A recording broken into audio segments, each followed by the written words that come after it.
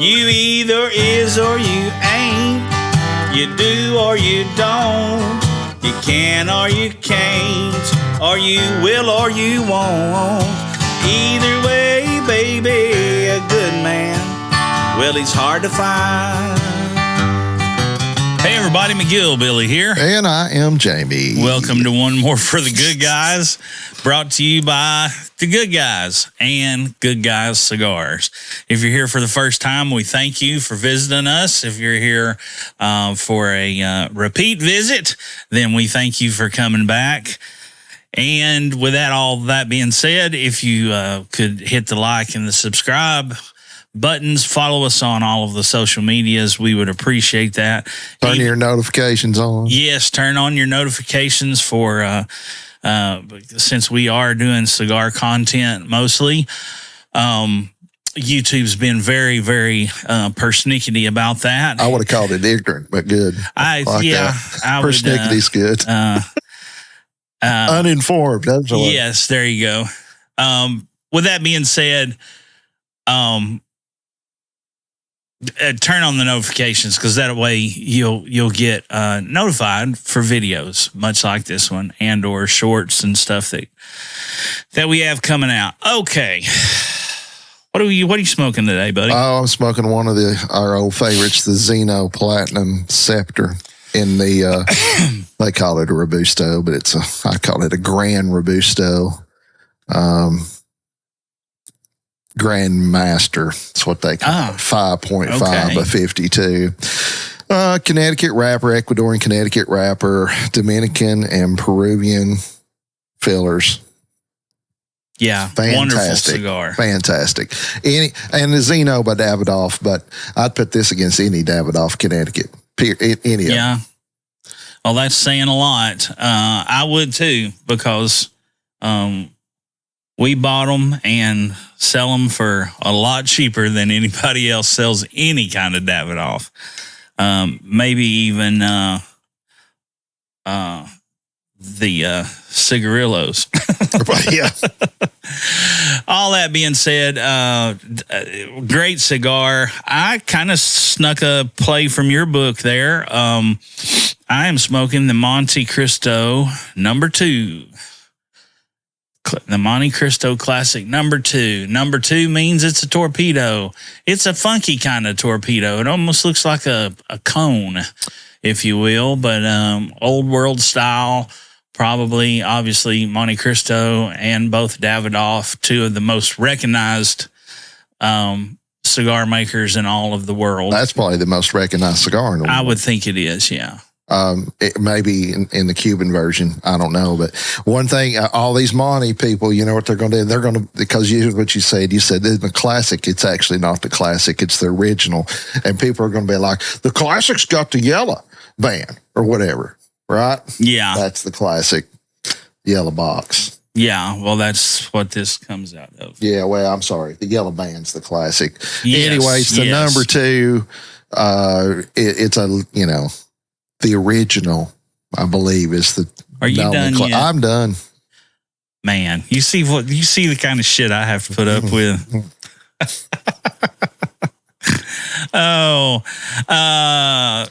Much like Jamie's cigar, Ecuadorian Connecticut wrapper, Dominican binder, Dominican fillers, light. It's not medium. This on a strength scale, this is probably like a 2. Yeah. And that might be pushing it. Of course, we are kind of old leather tongue, old cigar heads, so our version of strengths. If that's a 2, I would say this is a 3. I would think that's right. Peruvian, I guess it's the Peruvian, because that doesn't have a whole lot of pepper in it, does it? No. This one does on the retrohale some, and I think it's that Peruvian tobacco. I've never had enough of that tobacco to go, man, yeah, that's Peruvian, but could be that. No, this is approachable. I mean, that one as well. Yeah. We suggest that one to lots of folks all the time, as well as this one. But we also have a few OGs who really like this Monty number 2. The number 2 being that it's a torpedo shape. And back in the day, maybe this would be a good episode, but back in the day, all cigars had sizes, and the number 2 was always which is awesome. Torpedo. I bet they were all the same size too. Yeah. Crazy Probably. concept. Yeah. Let's make it simple. But today we are talking about a little bit of history as well, about cigar boxes. When were they, when did they first come out? Who was responsible for them? Why do cigars come in boxes? What do you do with them after you're done with them? Who was the first to put them in boxes? Yeah. All of those. Quiz later. Yeah, that's right.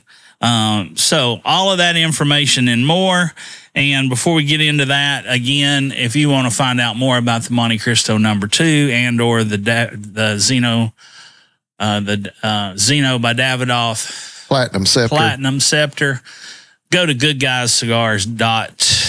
You know the rest, and you can find out about these and much, much more. All right. So, topic of the day: cigar boxes.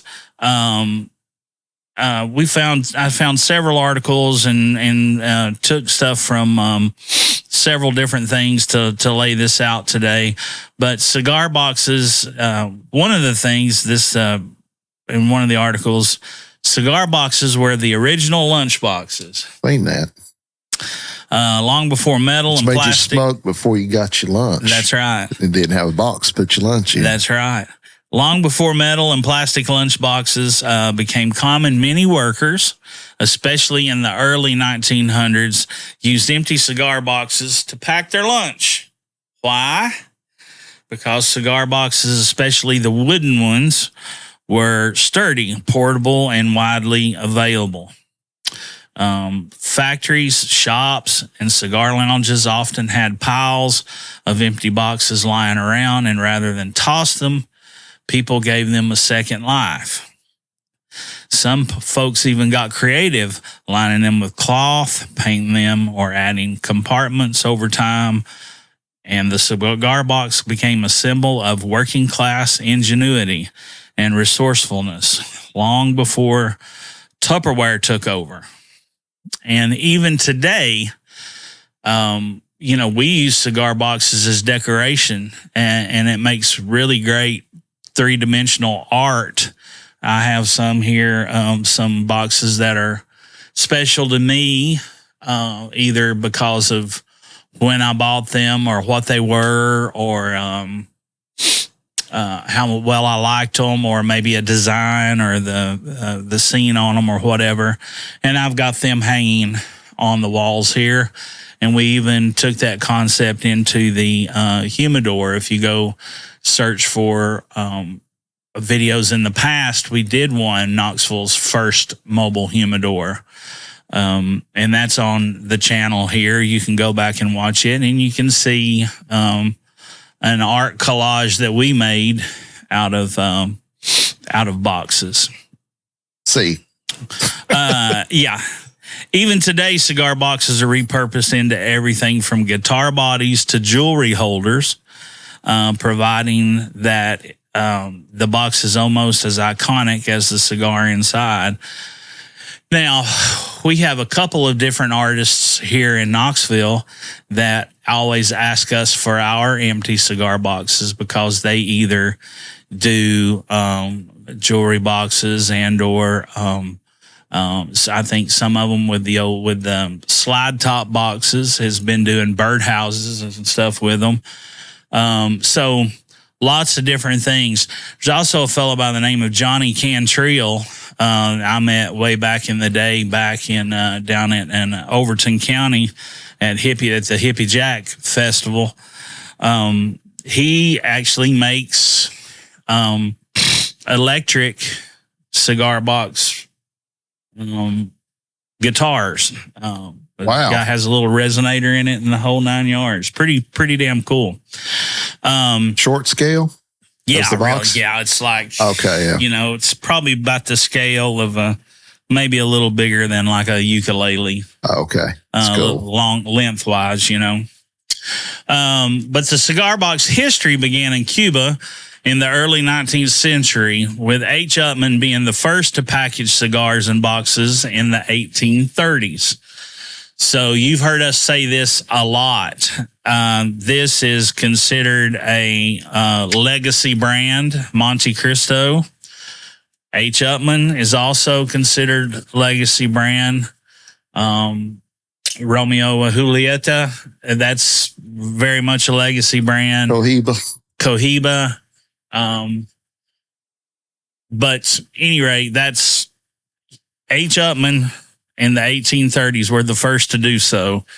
The U.S. government mandated cigars boxes for tax purposes. Imagine that. We left Let's to start get away this from new taxes. country because of taxes, and then let's start some more taxes.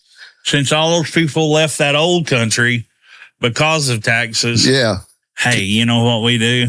Let's put more taxes on them. Damn right. Yeah.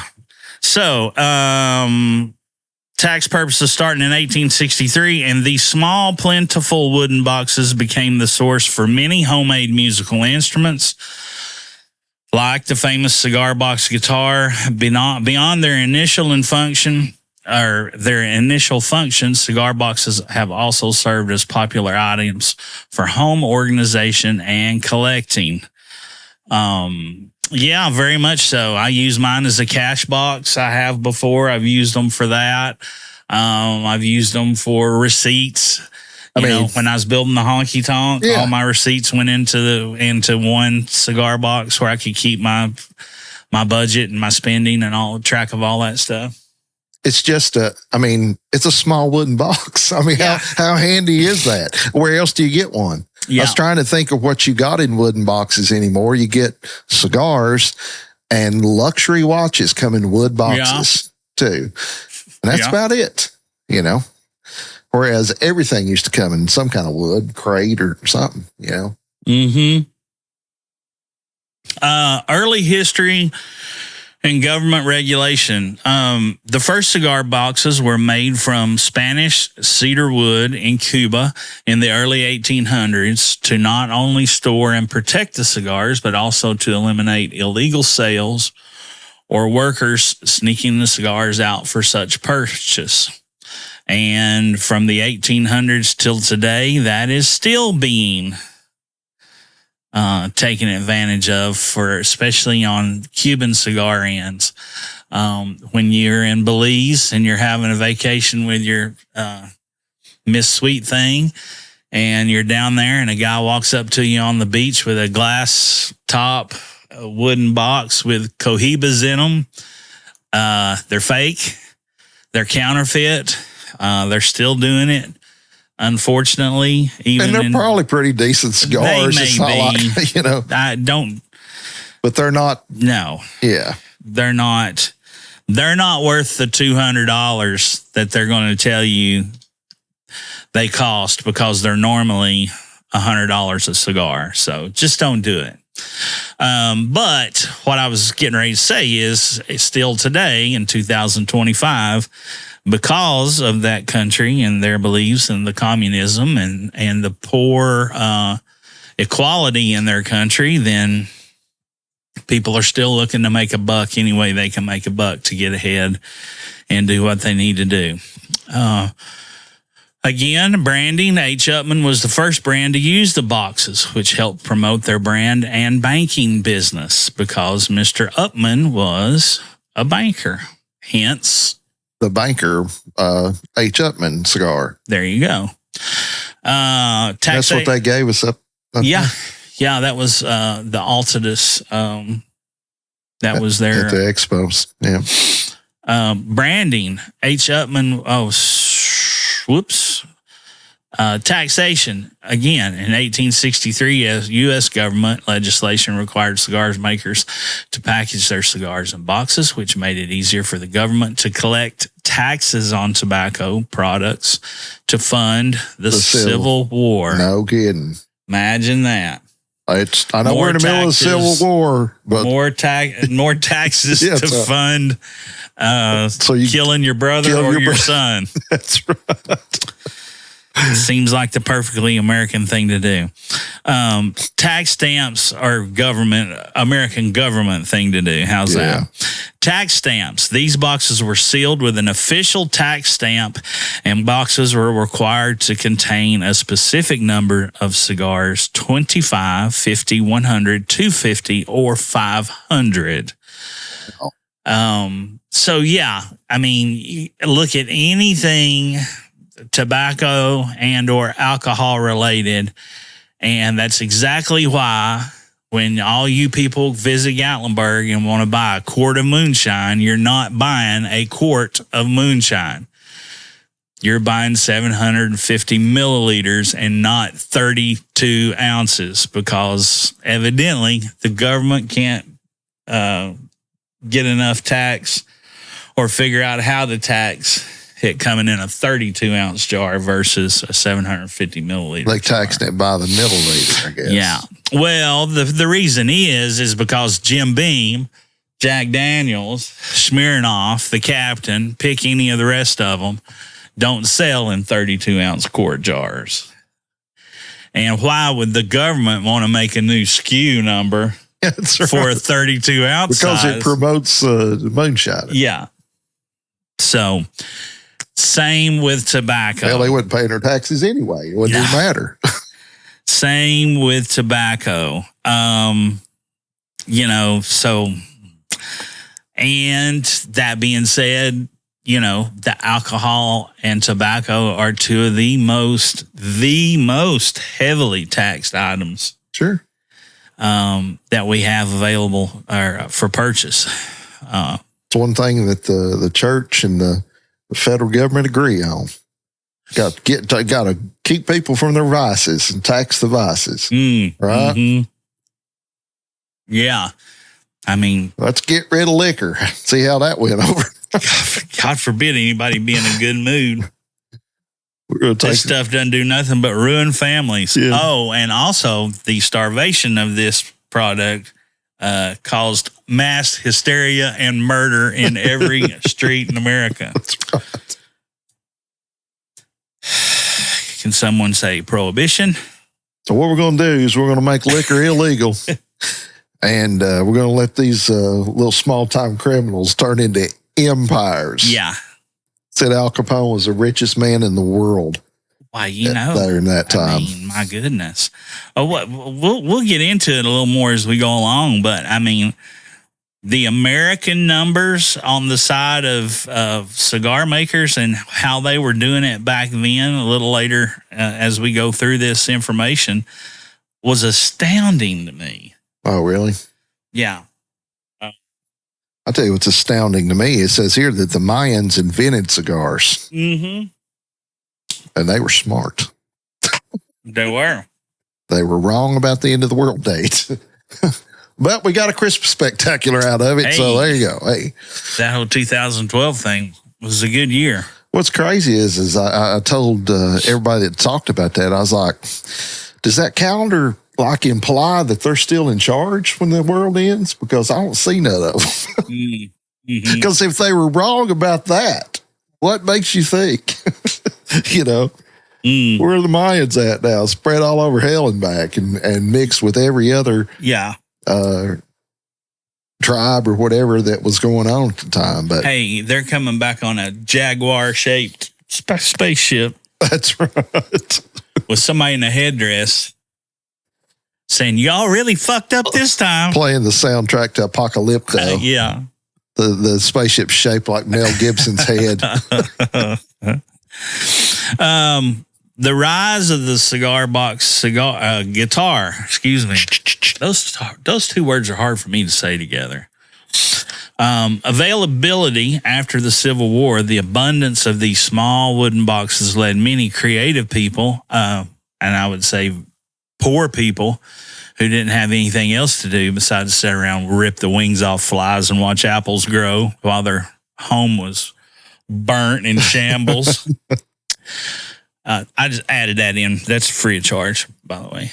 Led many creative people to use them as the body for a homemade musical instruments. Instrumentation. These instruments, often called diddley bows. Where Bo Diddley got his name from.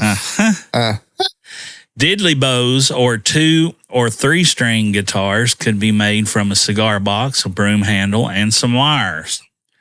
Publicity. The popularity of these instruments grew through word of mouth and the publication of how-to plans, such as those in Daniel Carter Beard's The American Boy's Handy Book in 1890. I wanted to look that up. Yeah. See if I can get a copy of that. Later developments and modern use. As laws changed, the materials used for boxes expanded to include cardboard, plastic, and metal. Collecting today, antique cigar boxes and their labels are considered collectible items. And I meant to grab this one. I'll show you one right here. Take over, Jamie. He's going to show us one right here. We didn't have it staged.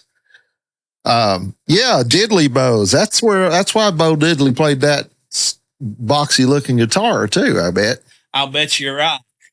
Simulate a cigar box, a diddley bow. A diddley bow. And for all you 80s babies,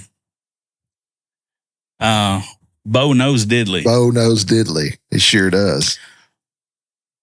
Okay. He died. He's dead. Variety, yeah. Cardboard, plastic, and metal. Collecting today, antique cigar boxes and or their labels are considered collectible items. Crafting, the tradition of making musical instruments from cigar boxes continues, and some businesses even specialize in making high-end cigar box instruments. I'll show you an example. This is the best I can tell. This was from probably the 1940s. I don't have a specific date on it, but I know within the decade, and this was in the 40s. This says Coronas Tabacalera. And from what little bit of research I did on it, this was cigars that had came from or that were popular in the Philippines. But it is a barrel. Really cool, interesting piece of cigar culture, history, I guess you could say. But it has a little diamond shape right there. If you may or may not be able to see it. But it just simply opens up, and your cigars would have been, in there like so. Like a little bundle. Yeah, like in a little bundle. But pretty cool. And if I can't hardly see it. Let me see if I can get my magnification device here. It says on the back, the cigars herein contained were manufactured to retail at more than 20 cents each and are so tax paid. So, yeah. So 20 cents each. Maybe we'll try to get a close-up picture or something of this thing, and maybe put it in a thumbnail or something like that. Or those were Coronas, right? Mm-hmm. Or was that the name of the tobacco company? Well, it says Coronas Tabacalera, so just wonder if that's the kind of box that JFK's H. Upman's came in with. Well, I don't know. I would say you just start telling people that's one of the ones that JFK. This is actually yeah. It could be yours too for $700. Hey, Good Guy Cigars. Oh Lordy, don't give away all our secrets. But at any rate, there's some really there is some cool stuff out there. I've tried to keep a little bit of that's basically what the honky tonk was. Decorations wise, it was just a place that all of this stuff that was cool to me I finally had a place to showcase it all off, and cigar stuff is one of those things as well. So if you go in any man's basement or garage, it's over the age of 60, there's going to be a cigar box with something in it. Yeah. 100% chance. Whether they're a smoker or not. Every estate sale I've ever been to, there's a cigar box of something. Mm-hmm. My granddad had a coin collection in a cigar box. And it got stolen, apparently by my cousin. But yeah, had all, I don't know if they're worth anything. Fucking cousins. Fucking cousins. And not the good kind either. The ones you could kiss? Cousins. Oh.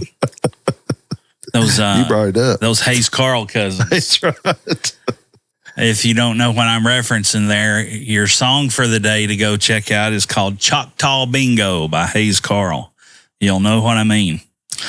As Jamie was saying, the Mayans invented cigars back in the 10th century. I couldn't know this next part either. They would roll them in the tobacco in plantain leaves or either on their palms. This is how a tightly coiled pack of tobacco is set on fire so that smokers could draw the smoke into their mouths. That basically means the original cigars were infused with plantain. Yeah. With basically a banana. Yeah. But is not definitively known where precisely the Mayans discovered the tobacco plant. And that's in the 10th century, 900s. Yeah. Wow. And its capability to be used for smoking reasons. Christopher Columbus and his men were among the first Westerners to stumble upon tobacco when it was first introduced by local Indians through trade, as mentioned in verified history. And smoking a cigar grew in popularity in Spain and Portugal since then.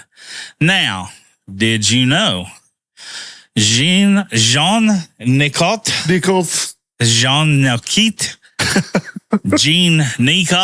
the way we'd say it here in East Tennessee. Well, it should be said. The French ambassador to Portugal made cigar smoking well liked back in his home country. And as a matter of fact, the word nicotine is derived from this Jean Nicot's name. Cigars smoking then expanded to Italy and some other European nations. So that old Jean Nicot. He got his damn Nicot. And then they said that nicotine is bad for you. Yeah. We won't quit our day jobs, by the way. The material used to make a cigar box. So what kind of material is used? Well, we did say earlier that there was some is made out of wood, acrylic, plastic, lots of different stuff. Oh, God damn it. I thought I had that. I've got it on quiet. Why does it keep... a cigar box is a container used for packaging a cigar. It is mainly a part of the cigar accessory. By tradition, a cigar box is made out of cardboard, wood, or paper. Spanish cedar is the best kind of wood for cigar boxes because of its pleasant odor, beautiful grain, and the ability to keep bugs away, and the delicate texture. So, in other words, when they say delicate texture, it's not going to damage the cigar itself and, crack the wrapper with it being like big wide grain, like some other hardwoods and different stuff. And it is definitely, Spanish cedar is a hardwood as opposed to a cedar, which is not a hardwood. Yes. So I think it's like a mahogany thing. And whatever you ingenuital hillbillies are thinking out there right now, are you people that have possessed these skills of being able to build things, do not use Western red cedar or Eastern red cedar for your to build yourself a humidor or line your closets for a built-in humidor. It is poisonous. So, don't do that. Yellow poplar, eucalyptus are used as popular substitutes, and sometimes it's scented or even stained to resemble the Spanish cedar. Other characteristic woods used to make for cigar boxes include white oak, mahogany, and elm. Circassia, rosewood, and basswood are among the lesser-known woods used to manufacture cigar boxes. What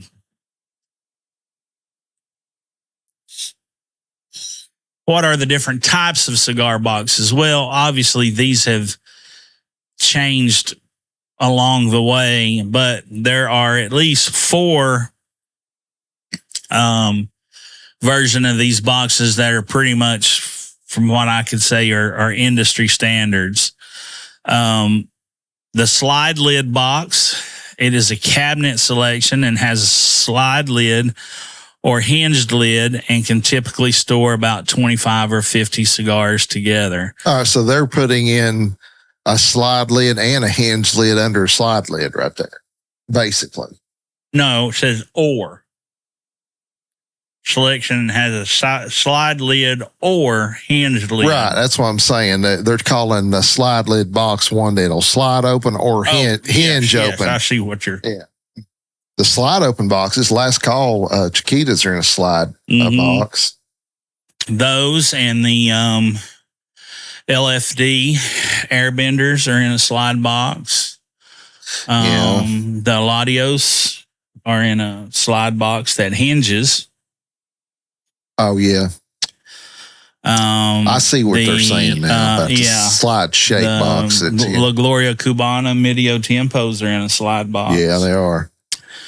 You also have an 898 box, which is a round-sided box with 3 separate layers, specifically designed to have room for 3 rows of cigars. 8 on top, 9 in the center, and 8 on the base. Can't think of anything that's like that. Can you? It'd be whatever comes in a box of 25, right? 8 and 8, 16, 9 is 25. So I guess they would consider that an 898 box. What about the round sides and the? Yeah, I don't know what that means. Do they not have, they're just the corners are rounded on it, or are they in a circle, or, I can't recall seeing 3-layer box of any cigars. So I'm saying 3 layers deep. I just don't. That's what that's saying right there. The 858s are in a 3-layer box. Oh, that's right. Yeah. The flat to 13. I don't think they're 8, 9, and 8 because they're in a box of 24, I believe. I'd say they're 8, 3 of 8. Yeah.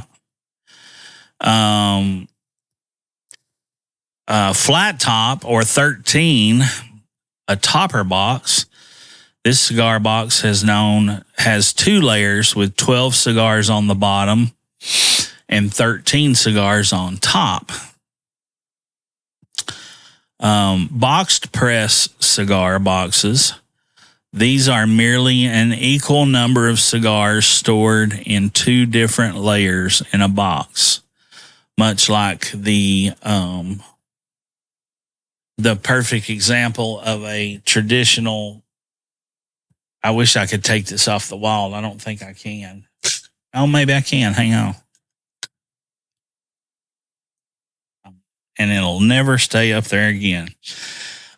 This is a box press cigar boxes. What they're calling box press cigar box, not a box press cigar, which it is a box press cigar, and I'll show you why. It just wasn't box pressed in a mold. The original box press cigars, these are the Cabañas. This was a 20 count box of Robustos. And if you can see right here where my middle finger is, when I take my finger off of that, there's a little tack right there, a little brass tack. Now, back in the day, when they did box pressed cigars, the original box pressed cigars, they were put in these boxes wet. And then the lid closed, and they put the They put the tack on them, and that's what pressed them. Yeah. That's cool. So that's where that actually comes from. And let's hope that don't fall back off the wall and scare the hell out of me while I'm trying to talk to you. Or sleep. Yeah. Yeah, wake up, start shooting. But desperate to raise wartime revenue, a beleaguered President Lincoln imposed. See, that bastard wasn't. He did a lot of good things, but there's a couple things here. That whole turning his own country upon itself, and then the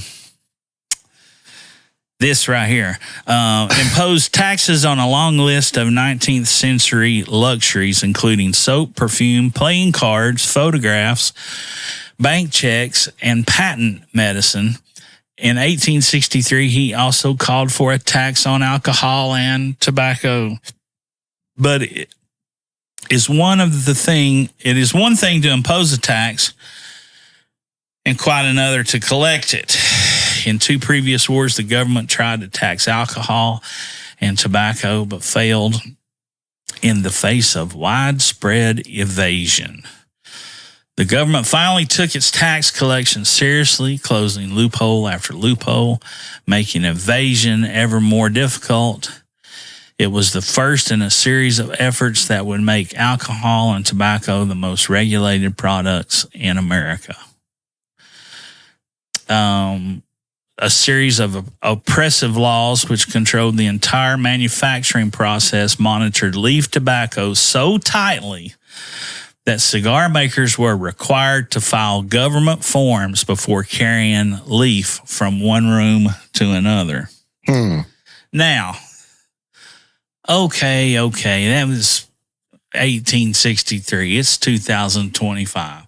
Do you see any similarities here between products that might be something that's really big today and something that was really big back then? Because at one time, tobacco, if you were a tobacco man, you were probably one of the richest men in your state, in your county, in your country, your town, or in your country, That's right. or in the world. Yeah.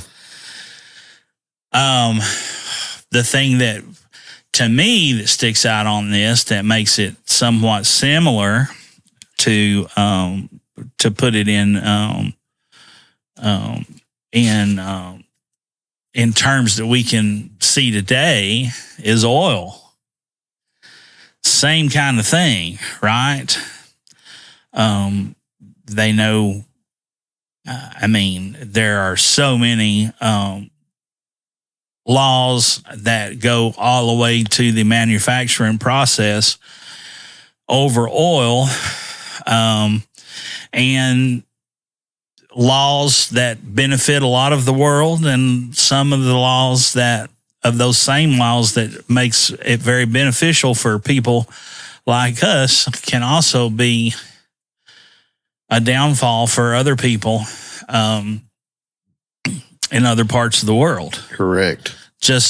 And it's the same as tobacco. So I guess in a really bad way, what I'm trying to say is follow the money, folks. Oh, I thought you were going to say government sucks, but. Oh, well, yeah, that too. But to make it and I'm having trouble with that word, but to give you an analogy of, not even analogy, I'm still having trouble with that word, but at any rate, to put it in layman's terms for today's times, tobacco was once where oil is now. So, and no wonder there was a series of oppressive laws, because, it's like your older brother or your older sister. They don't like to share. Or because most laws are oppressive. This is different episode. Thing. Yeah. Different episode. Yeah. You're coming through with the zingers. Oh, yeah. You're working. Did you get new riders? Yeah, a few. Yeah, that's good. Prior to the Civil War, few cigars were packed in boxes. Obviously, we said all that.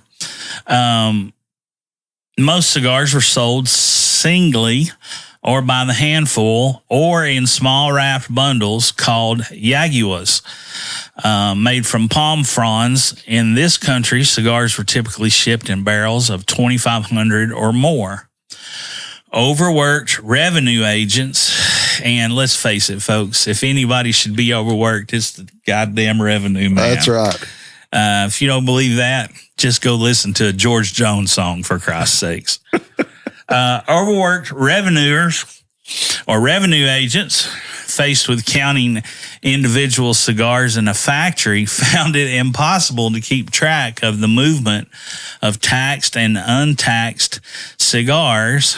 They all look alike, one harried agent complained to Congress.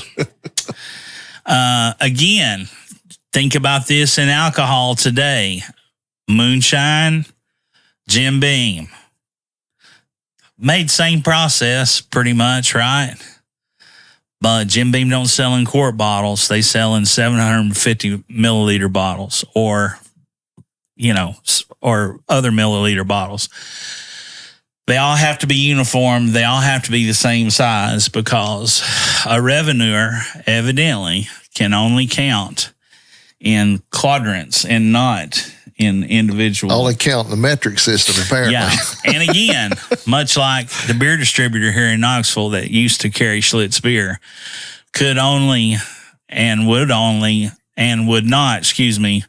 would not add a SKU number. Which took like as much time as you just used to figure out, say, SKU. Yeah. 10 seconds.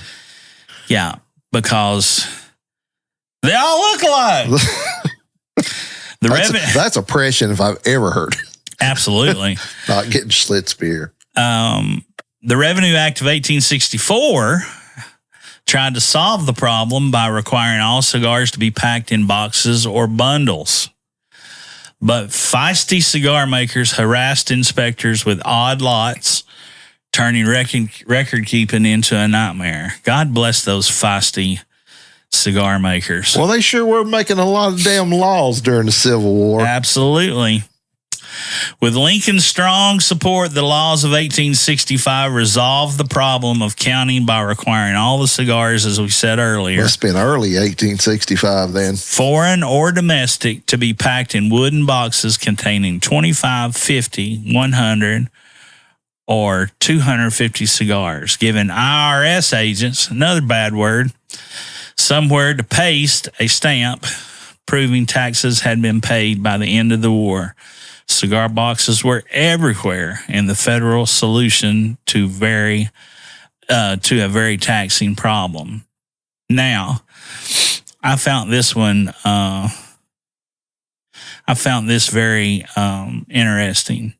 We have our metrics today are basically, you could say, 1% of the world's population are cigar smokers, right?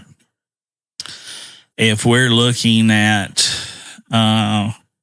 say we're going to take the mobile humidor to a festival that's going to have 12,000 people. Go do that, man. Go ahead.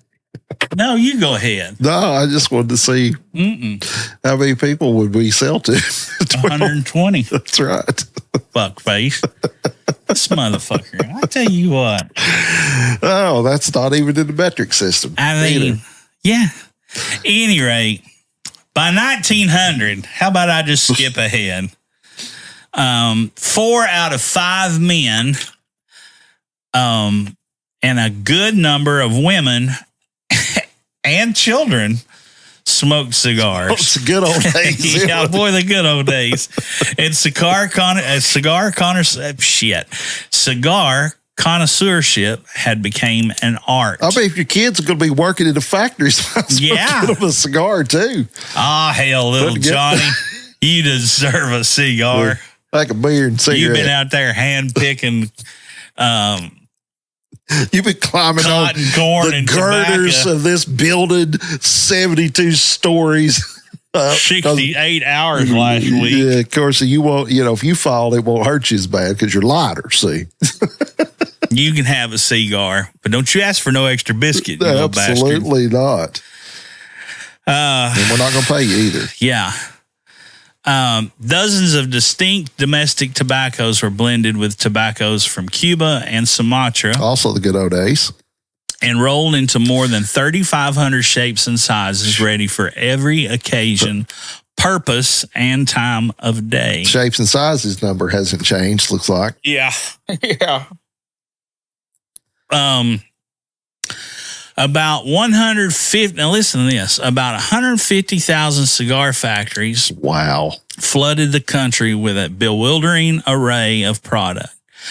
Between 1870 and 1920, more than 1.5 million brands of U.S. cigars appeared and disappeared on the market. Which today you wouldn't think that'd be a lot, but back then, what was the population? Oh, my God. A lot less. Well, of just cigar brands, though. Yeah. I mean, every family crest could have its own cigar brand. Yeah.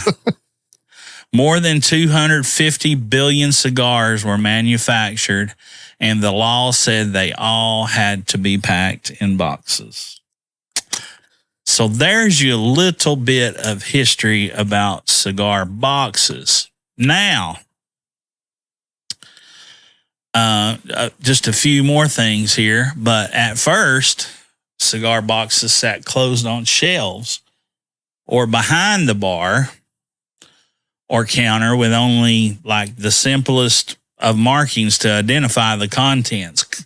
You think it's overwhelming now going into a humidor?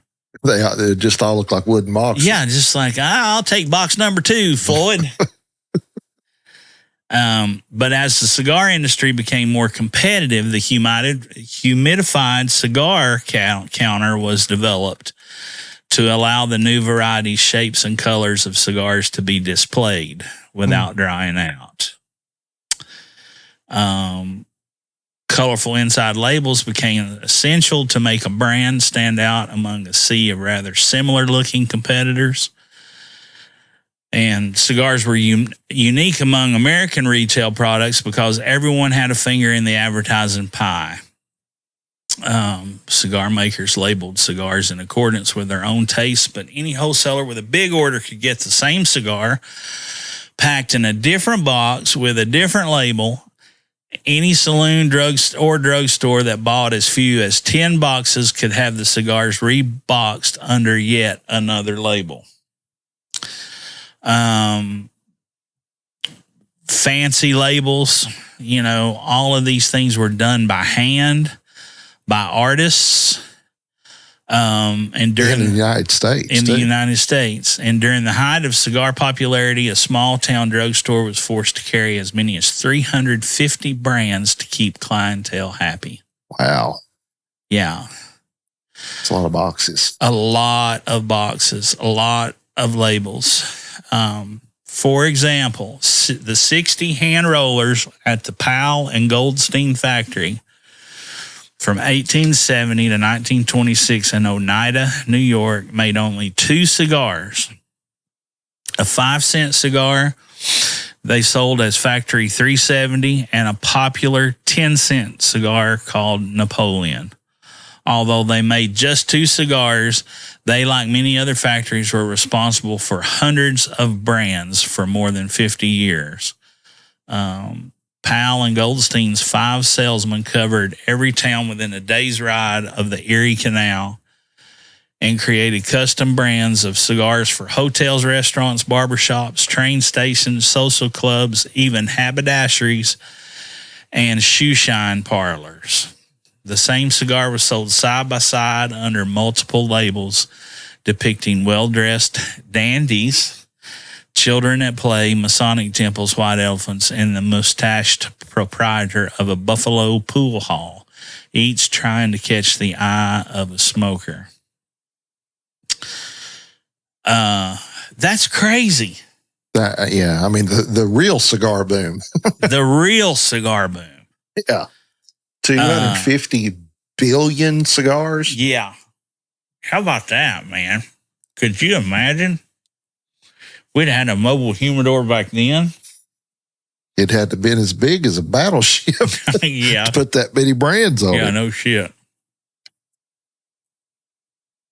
It's like that scene in Django where the dentist, he's got the big tooth. He just have a big cigar up there with a big head, with our little guy with the orange hat and a big cigar hanging out of his mouth.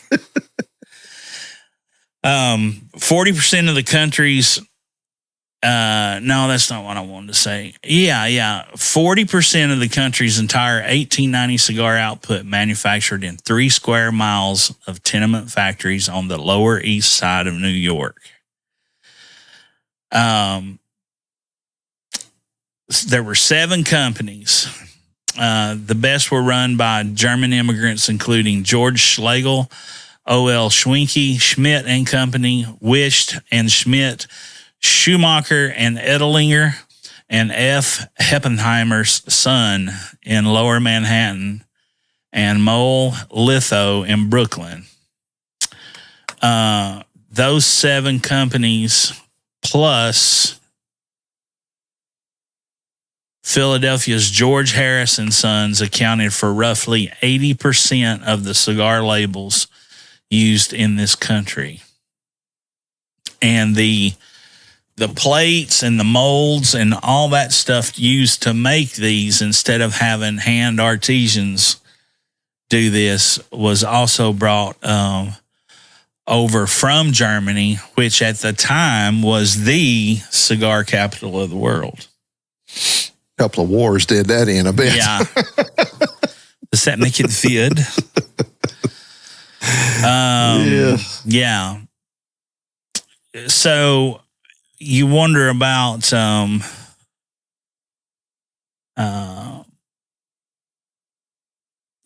that process was called photo engraving, and 4 color presses coincided with the introduction of modern cigar making machinery and the closing of fully 80% of the American cigar factories in less than a decade. Wow. After 1920, the labels became less interesting, less varied, and thanks to the cigarette, less plentiful. As factories closed, the remaining stocks of their labels were usually burned. Today, nothing remains of the 19th century cigar factories and label printers except relatively few samples of their work saved by customers or employees. That's crazy. Collecting. We talked about collecting up front. There's one guy that we have to thank for probably a bunch of stuff that we see, whether it's on eBay or somewhere else. But we owe gratitude to a collector by the name of Mark Trout. In the 70s, he went on a city-by-city block search for old cigar factories, aided with the turn-of-the-century city directories. I wonder what made him do that. You know what I'm going to do? Hey. Very specific, isn't it? Very specific. Yeah, I know these things have been closed for 50 years, but you know what I'm going to do? Oh, wow. I guess he had all this stuff, right? Yeah. Spent 9 months of the year traveling in his van, locating old buildings, contacting owners, and rummaging dusty attics and basements. He single-handedly salvaged millions of labels that would otherwise have been lost.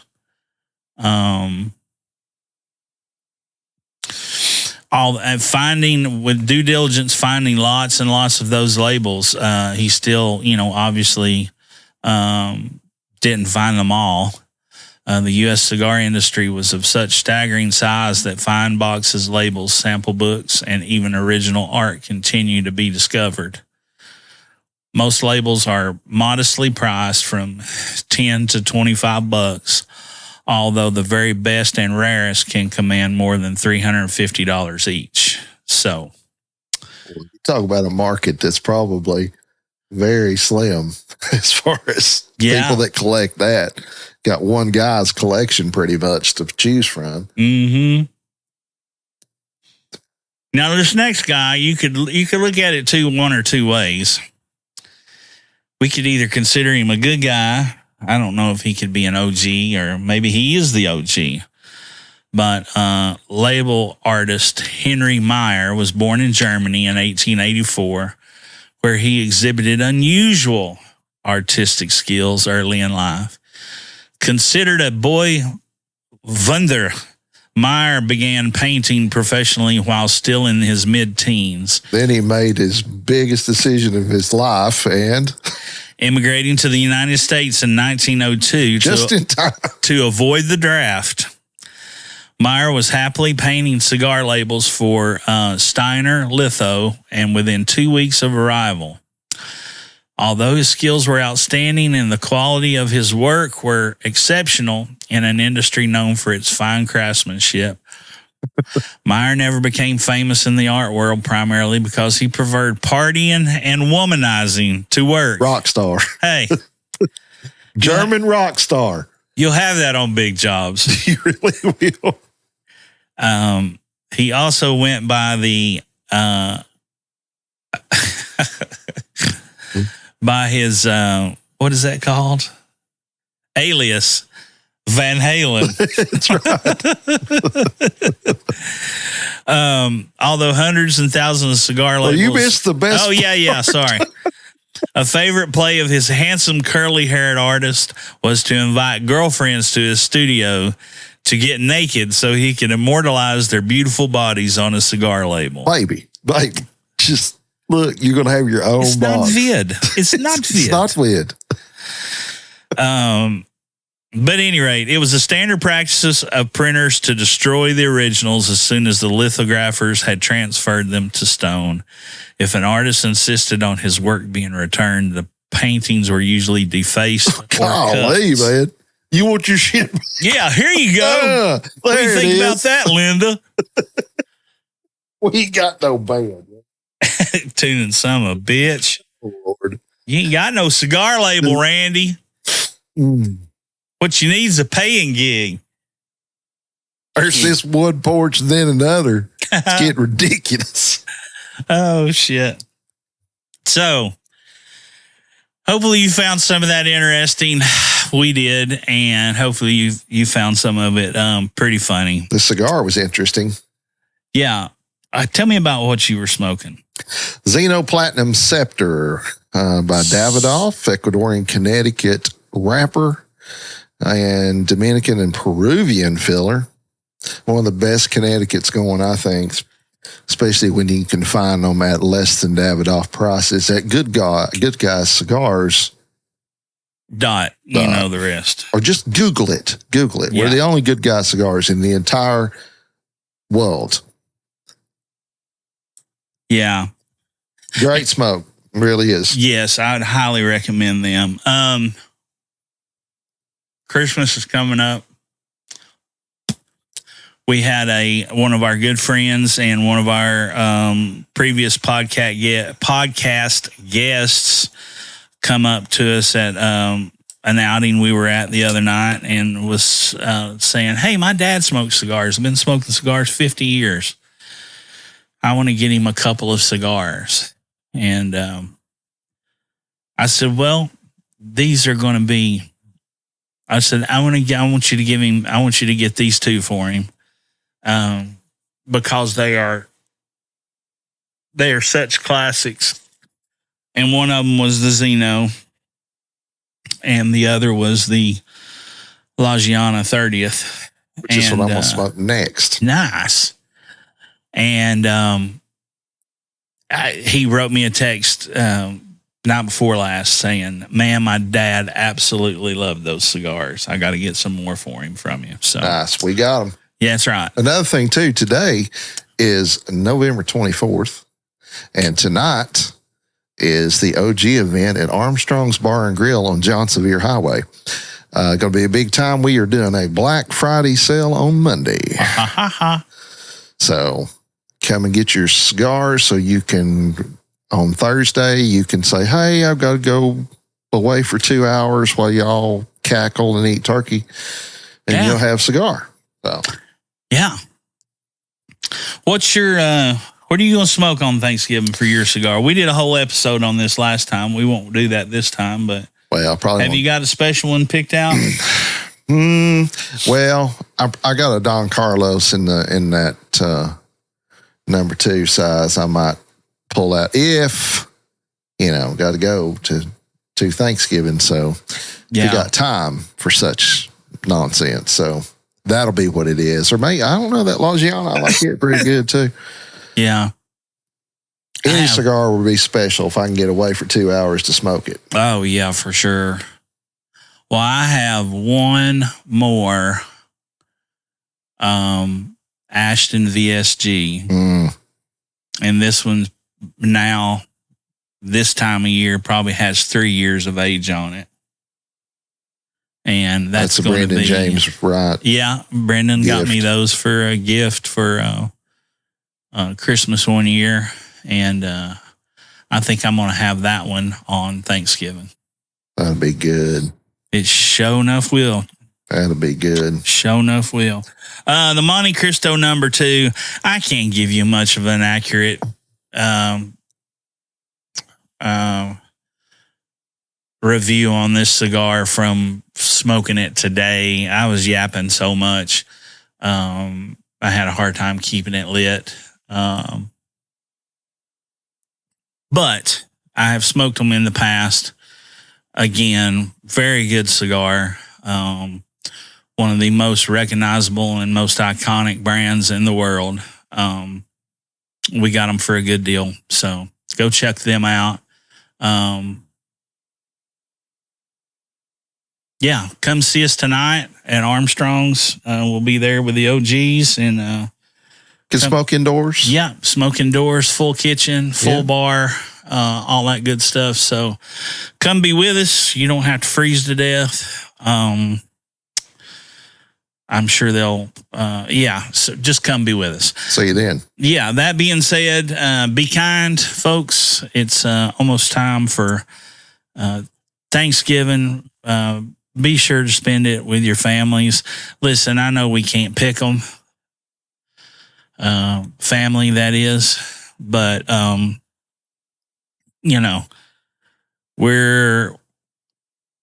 doesn't wait on anybody. And, some of those people are not going to be around. And could be their last Thanksgiving. Could be their last one.